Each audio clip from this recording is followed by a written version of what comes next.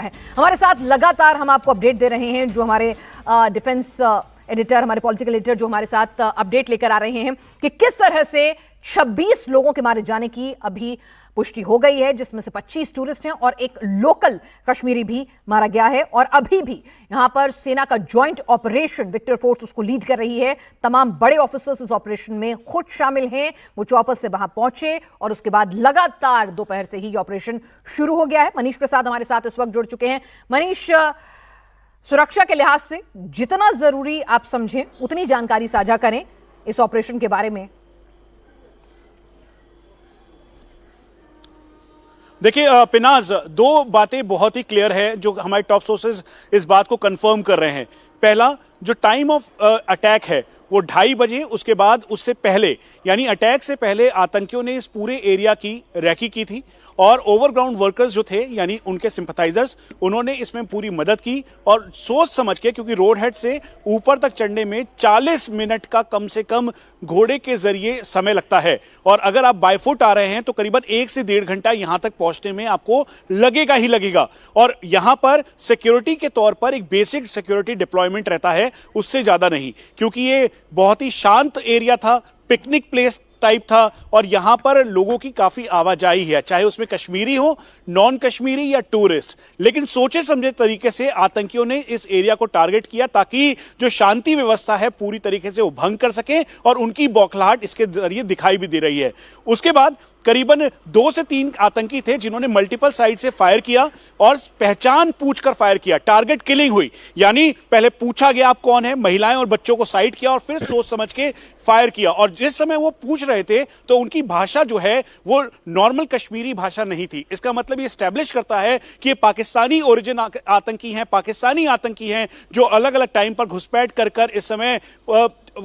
Valley के अंदर मौजूद हैं और उन्होंने इसको अंजाम दिया अपने आकाओं के कहने पर। इसीलिए जो वहां का डेटा है, यानी जो वहां का डेटा है उसको खंगाला जा रहा है, चेक किया जा रहा है और करीबन 15 मिनट तक, 5 मिनट तक कॉन्टिन्यूस फायर किया। उसके बाद तक 15 मिनट तक उस एरिया में उनकी प्रेजेंस रही, जिसमें जो अलग अलग एरियाज में थे, जो एक खाने का आपको स्टॉल दिखाई दे रहा होगा जहां पे करीबन 25 से 30 कुर्सियां एक साथ लगी हुई हैं, 20 कुर्सियां एक साथ, ये सारी वो डिटेल है जो कि अब से कुछ देर पहले रक्षा मंत्री को ब्रीफ की गई है, बताया गया है और उनको इस बात को भी कहा गया है कि खुद जो 15 कोर कमांडर लेफ्टिनेंट जनरल प्रशांत श्रीवास्तव हैं, साथ में विक्टर फोर्स कमांडर हैं, वो सब वहां पर मौजूद थे। उन्होंने इसकी स्ट्रेटेजी तैयार की कि जिन्होंने इस कायराना हरकत को अंजाम दिया है जल्द से जल्द उनको न्यूट्रलाइज किया जाए। और इसीलिए जो 2 पैरेलल टीम, एक जो कि लगातार ऑपरेशन कर रही है, यानी इस जंगल में रात का वक्त हो चुका है, यहां पर डेंस जंगल है, उसके अलावा जो मौसम है वो खराब है, इसलिए आधुनिक आलों के तौर पर नाइट विजन कैपेबिलिटी वाले डिवाइसेस का इस्तेमाल करके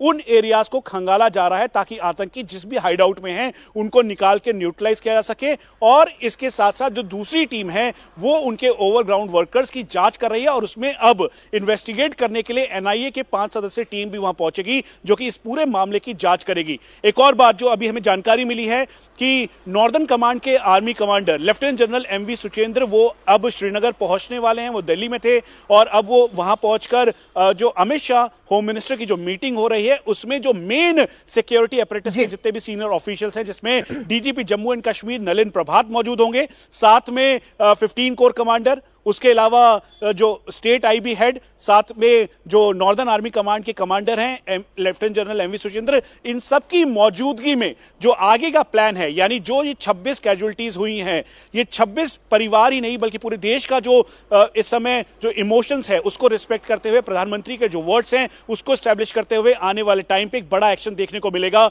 और पुलवामा की तुलना इसलिए की जा रही है कि जब पुलवामा अटैक हुआ था करीबन दोपहर के 3:30 बजे और 41 जवानों की शहादत हुई थी, वीरगति को प्राप्त हुए थे, उसके बाद से लेकर अभी तक आर्टिकल 370 के एब्रोगेट होने के बाद तक अभी तक कोई भी ऐसा बड़ा अटैक नहीं हुआ था। लेकिन पाकिस्तान की तरफ से किया गया आतंकी हमला, ये बड़ा आतंकी हमला एक बार फिर से जो सिक्योरिटी फोर्सेस है वो अब एग्रेसिव ऑपरेशन लॉन्च करेंगे। हम आपको एक और बात बता दें कि हमने इस बारे में भी जानकारी जुटाई कि सीज फायर क्या मेंटेन रहेगा या नहीं, क्योंकि सीज फायर की आड़ में भी पाकिस्तान घुसपैठ की कोशिश कर रहा है, नाइट विजन डिवाइसेस में आ रहा है, चाहे वो नंगी टेकरी का एरिया हो जहां से पाकिस्तान के जो रेगुलर आर्मी फोर्सेस हैं उन्होंने घुसपैठ करने की कोशिश की, वो